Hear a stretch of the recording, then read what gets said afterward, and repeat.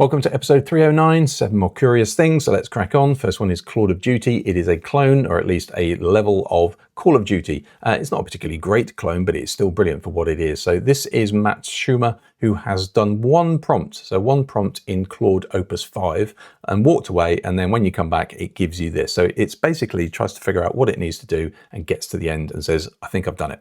And this is what it produced. So this is me playing it. As you can tell, I'm not particularly good at it. However, you shouldn't really be looking at that. You should be looking at the actual game itself. This is all procedurally generated, so none of these textures actually exist. They're all done on the fly, so you create them with the code, and there you go. So if you want to do this, it's a little bit tricky. You can download it, which is obviously what I've done here. You compile it, it then gives you a server, you then run that IP address essentially in your browser. If I can do it, you probably can as well. It's worth a try. Interesting if you're a game designer right now. This is from University of North Carolina and Duke University, and they have been sampling poop, which is really interesting. There's amazing insights you can get from poo, it seems. So they've studied 21 North Carolina cities, and they found some really interesting correlations. So this Spearman correlation, if you pause right now, if you go across and then up, where there's a dot, it's either a positive or a negative correlation, and that's what that means. So there's some good stuff in there, but they found things like if they found all of the fish that they find in there will correlate to whether you are on the coast or not. So you have local fish on the coast, you have more national fish in the center of North Carolina. If you have any sort of parts of alcohol in the sewage as well, that's a more affluent city versus a more poorer city, which they didn't expect. And likewise, around harvest time, there's more fruits and vegetables. Around Christmas time, holidays, there's more fruit and turkey, for instance, in the poop. So if you're a data person, if you're maybe doing town planning, or maybe if you're in media and you're trying to figure out what's going on in an entire city, then potentially poop is where you should be studying. So who'd have thunk? Interesting data set. This is Benn Jordan. Benn Jordan makes really cool things, and this is no exception. I'll just shut up and let you listen to what I created on the right-hand side. So this is called Kirlian Orbits, and this is a MIDI sequencer. So all I'm doing is I'm triggering notes, I'm putting those through to a MIDI device, very basic obviously in my case, but you can do some really cool stuff with it. So if you're into your music, then all you do is you put a note on an orbit, you say how fast it's going to be, what note it is, and then you can even stretch that funny little line, which is when it triggers, and you can make it bendy, and it does interesting things like swing beats and things like that. So if you're into music, this is cool. Download it, compile it yourself, or you can buy it for $2, which is amazing.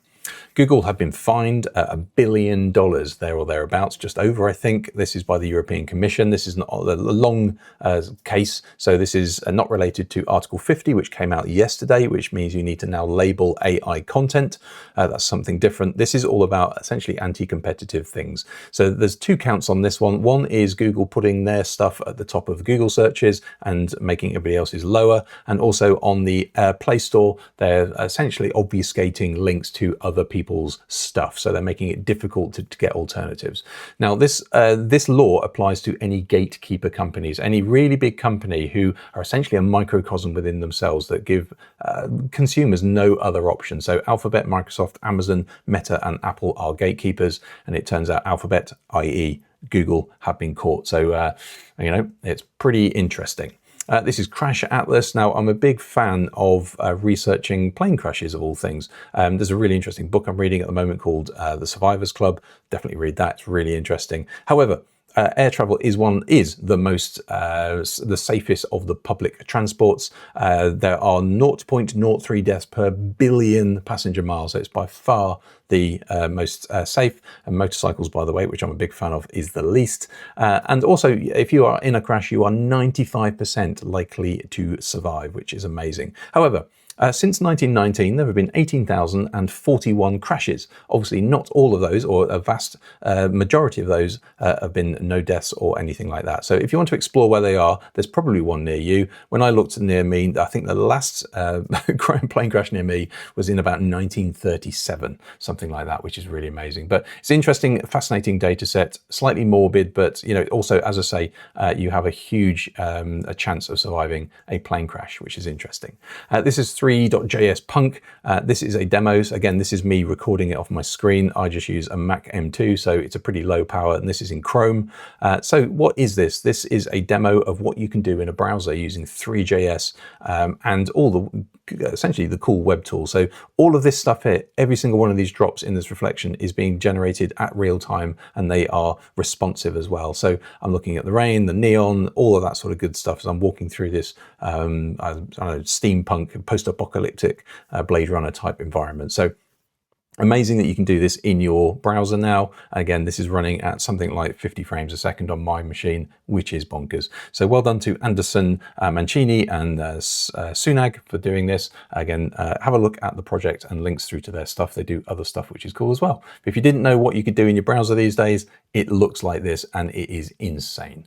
And finally, you are not allowed to take robots onto airplanes in America, at least. So everybody's starting to clamp down on this. So Delta, Southwest, United certainly have said no to robots. Now, it's mainly because they've got batteries in them, and also they present handling charges. You're allowed to put them in the hold as long as you apply to all the rules and all that sort of stuff. But as you can see from Delta, no human-like and animal-like robots to be allowed on board. And also they could just go a bit weird and start kicking stuff. Now, this is after Stewie, I think it was. There's a picture of Stewie over there on the right-hand side, board of the Southwest flight, and everybody got a little bit uppity about it. Everybody was a bit curious about it. So obviously we've all started to do that. So if you want to take your humanoid on a plane or your humanoid animal, then you can't right now. So well done, Stewie, you've ruined it for everybody. However, there you go. Hopefully it was interesting. Hopefully it was useful. If it was, subscribe, and I'll see you again next week.